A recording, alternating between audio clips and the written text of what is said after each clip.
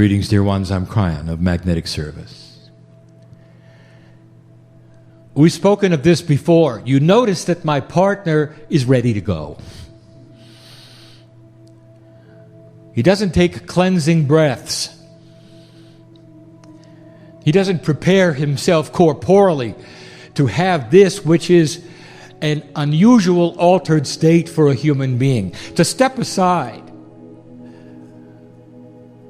and allow a purity to come through the pineal, the portal to the other side, and not prepare for it? And there would be some who would look at it and say, it's proof he's not channeling. And they don't understand.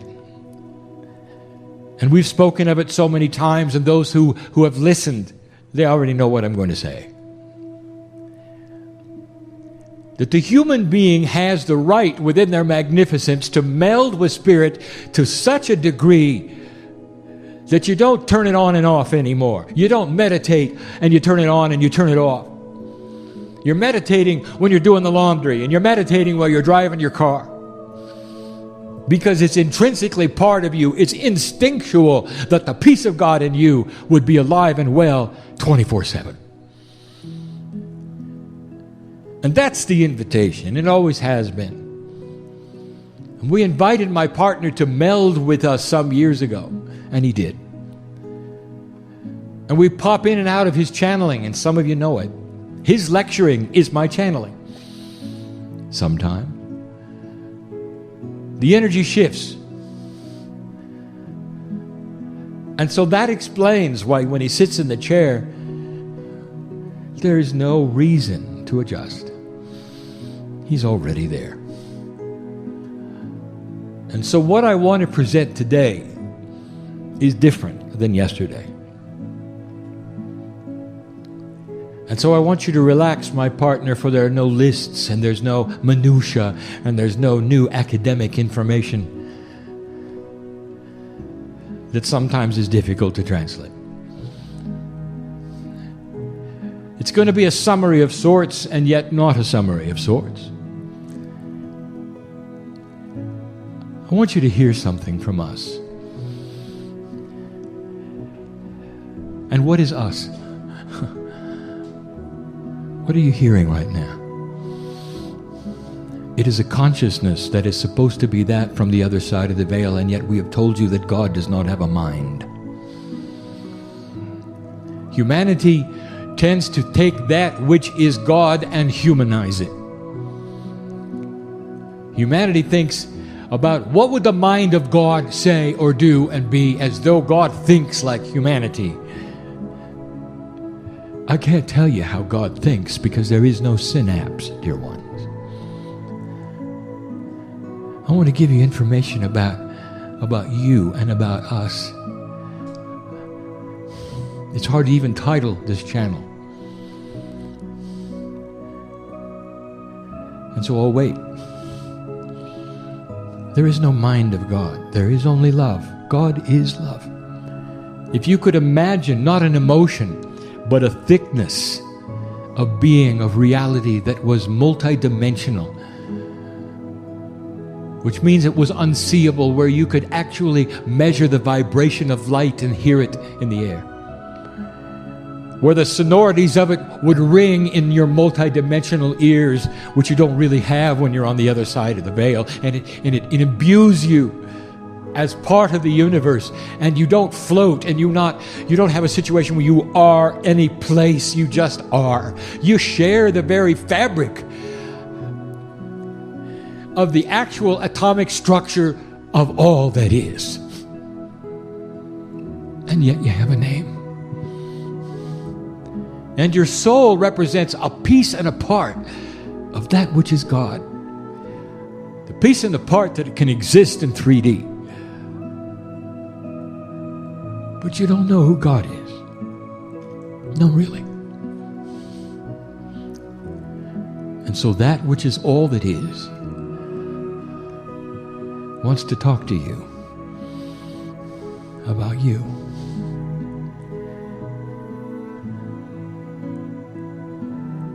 How do we feel about you? I only can give you your perspective based upon your type of thinking, based upon the emotions that you have, the highest of which are compassion and love. And they are poor substitutes for the reality of God. We were there when earth was being prepared. Before any life was on the planet, we were there. It's difficult for you to know that you were too. But the peace of God that you call your soul was with us and is us and still is us. And so everything I say now, you were there too. Watching the planet being formed, knowing absolutely what was going to happen. That the potentials would create life over a long period of time through several starts, ending in photosynthesis that would give you that which was the beginning of the evolution of life. And we were there. And we watched humanity develop, not as souls and pieces of God, but simply life. Until it was ready to be seeded. And this is where I want you to depart from what you'd been told, or perhaps the traditions.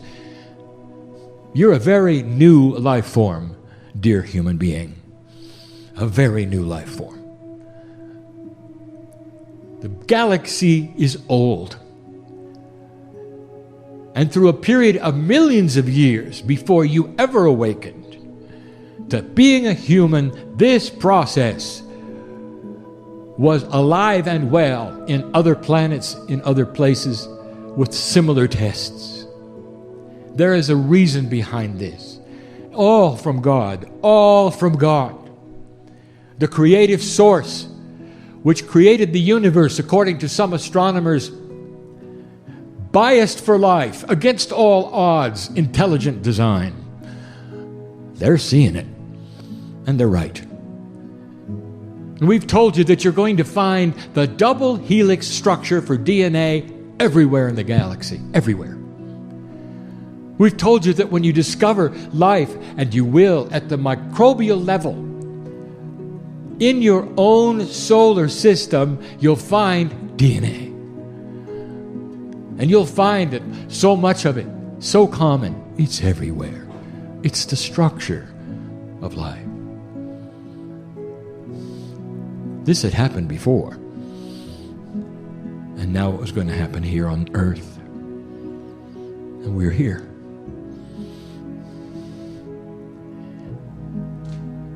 When the creative story occurred, and it's important for you to understand, the creative story is that when the earth was treated with a beautiful scenario of spiritual choice and duality was given to humanity. You were simply life, precious life, before that, but you didn't have a soul. And the timing of it was very recent. 100, 200,000 years done very, very slowly. It corresponds with the creation stories of so many organized spiritual groups. It doesn't mean you have to believe that you came from the stars. It's good enough if you believe that you're part of God and that the creation was part of God and that it was appropriate and beautiful and you were given for the first time spiritual choice. The duality was born. And you can call it whatever you want to. You can call it dark and light and good and bad and evil. It's duality. It's just energy. Free choice to find what is inside that was implanted as God or not.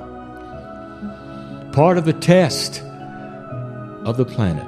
Not of the test of the human being, the test of energy on the planet. There is a reason for all of this. and the seeds that you have inside given to you beautifully in what has even been called the Garden of Eden, which is the metaphor for earth, speak of the magnificence of the Creator inside, and therefore you're born with it that way. And you have the duality so that you can choose what you're going to do with it, or whether you're going to find it. And then we start to get technical, and we talk about the fairness of the test. Your DNA is designed for 100% efficiency,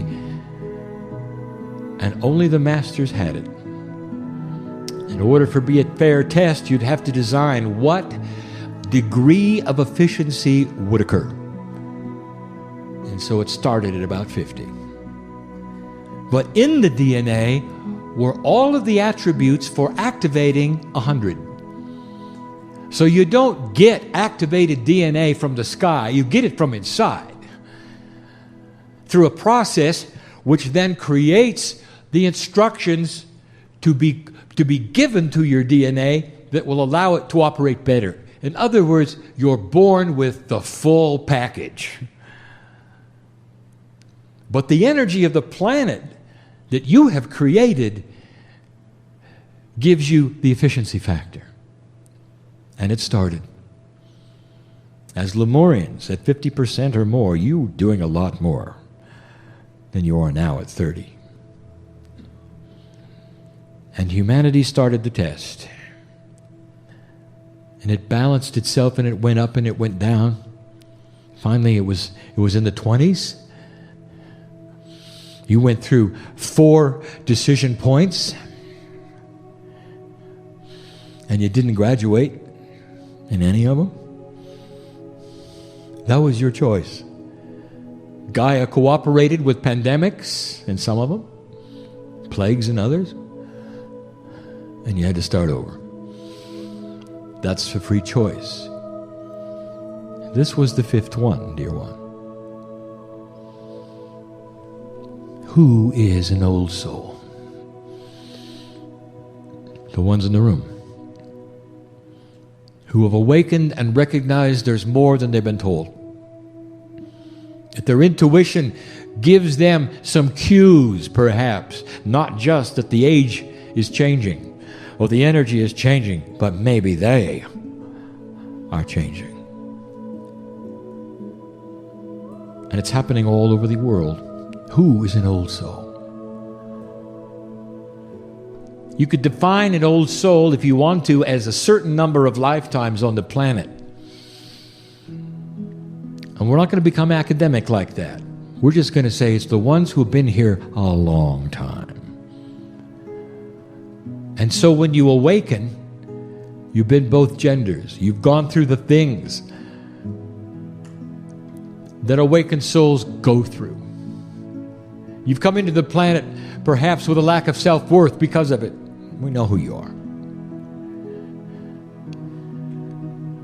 And I want to tell you something about coming and going. I want to tell you that through all of this process and all of these years, and what you did with duality, all of it, we were there. And there's never been a time where God the Creator has turned its back on any human. Do you hear me? Or any race, or any city, or any town, or any group, any more than you would with your children. Ever. And yet, in order to manufacture certain kinds of energies, there will be those who would tell you, well, God is judgmental. God has the mind of a human. God gets disappointed and angry, and that's not love. That's not unconditional love. We're with you as the creative source of the universe, not as a tiny deity that gets angry or judgmental or would put you into a place where you'd suffer.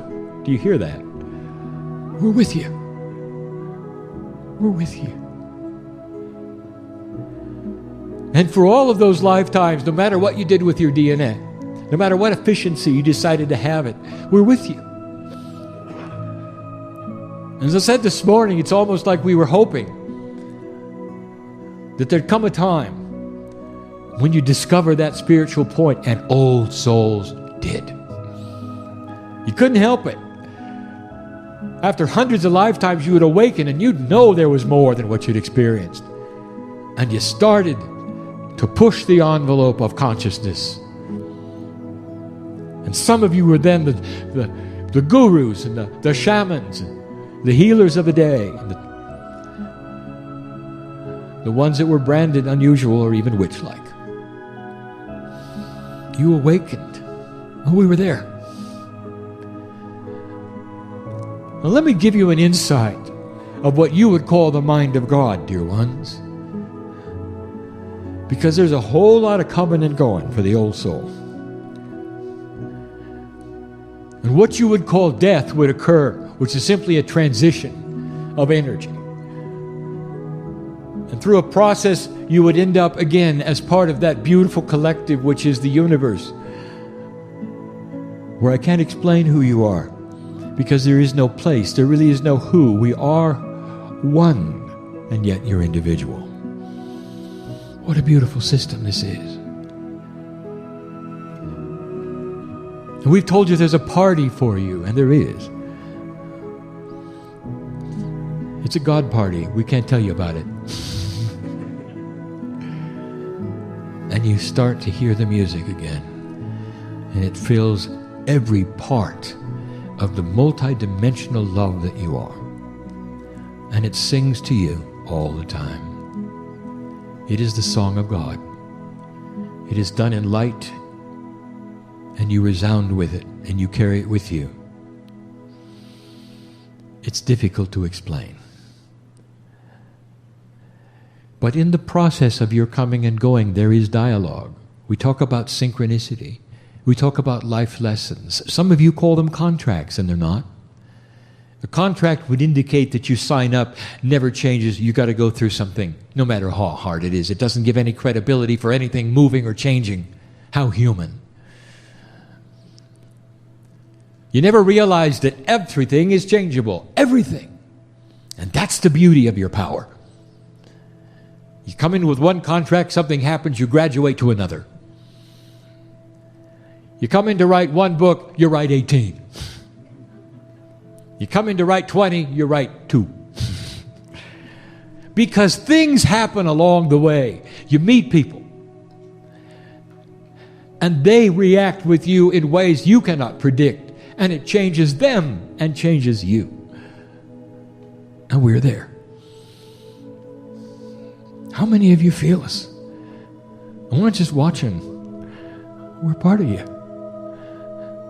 We're there all the time. And you're so compartmentalized that humans did something very interesting with the energy of duality. They gave it names. They gave it energies. They assigned entities to it. They created evil. They created sin and judgment. They created a human thinking God that would then process it all the way a human would. They even have jails that God put you in between heaven and hell. Does that sound like the love of God? Does that sound like the creative energy of the universe? Does it sound like it? Do you feel that? It's the human brain working the best they can to figure it out. And we're there. You come and you go.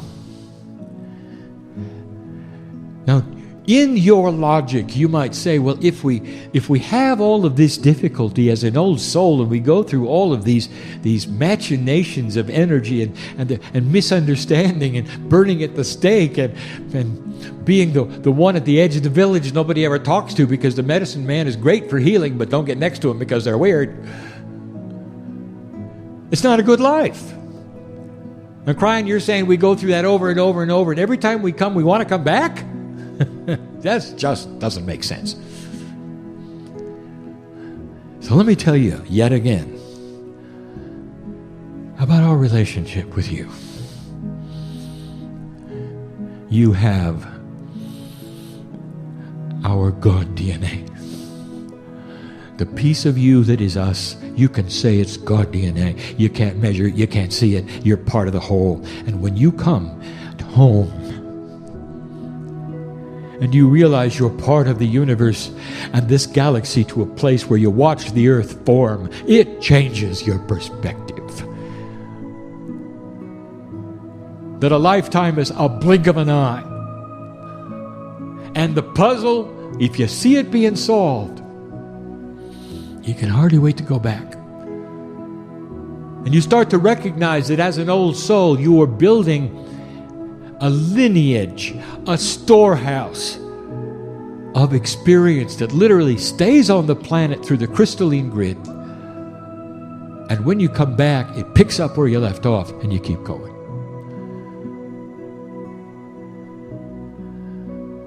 Avatars for the planet Earth. You become. And every time you come in, that which is Gaia recognizes you, greets you in the cave of creation in a way that I cannot even explain. It's not with the mind of God.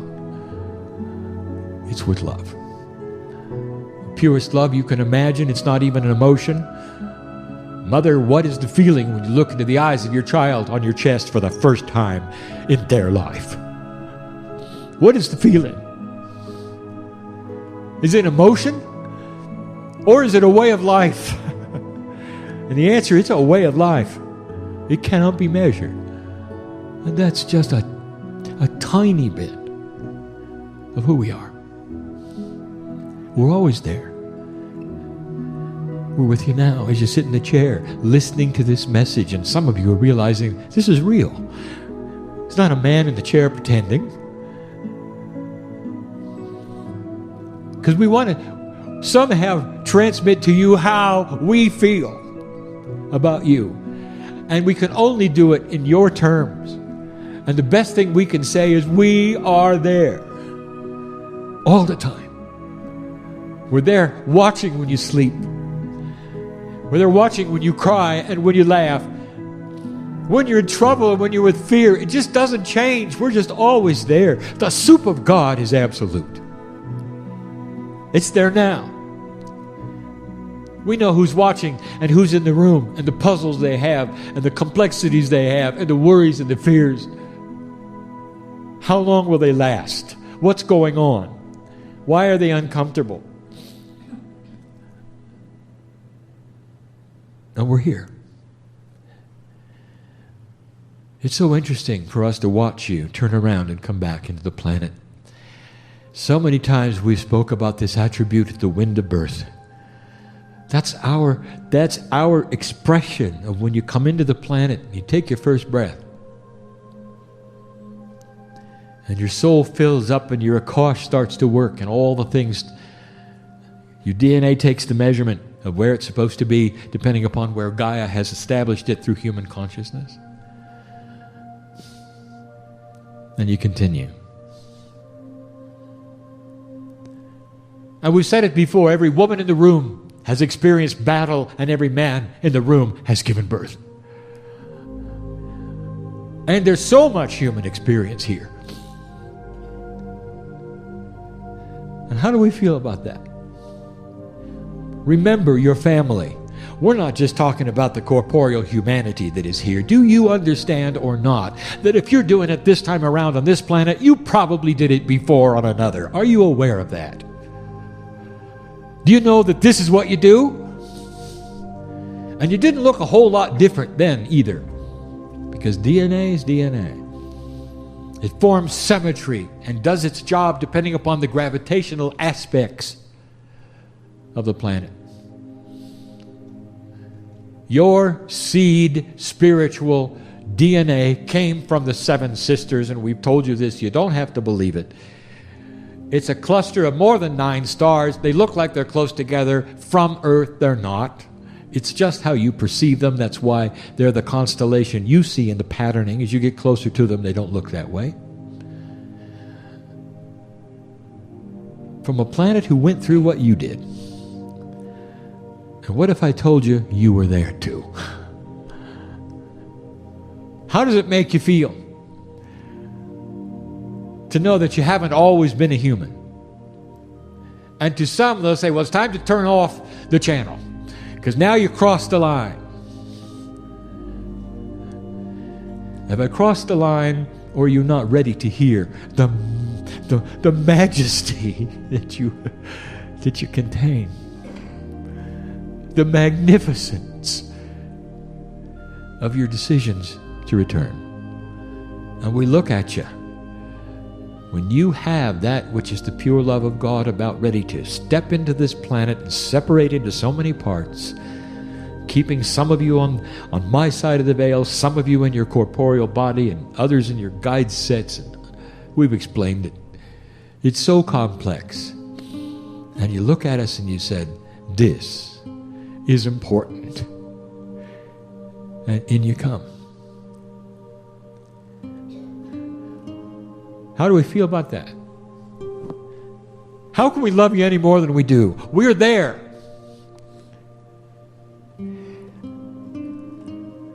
Some of you willingly, for the lesson that you need to teach others to kick them into a place where they will examine themselves, will come in and die as children. How about that? And I stand and look at you the wind of the birth and I say, you know, you're going to last for 3 years and it's not going to be pretty. Because you're going to catch a disease and you're going to die in their arms. And you look and you say, and that is magnificent. Because what they will get out of it is that God will be seen in their hearts. And that although it's a tragedy for humanity, for the first time they will awaken. And from then on, they will have that spiritual attribute. And it's worth it. And how do we feel about that? Because we're there. We're not just watching. We're there. We're part of you.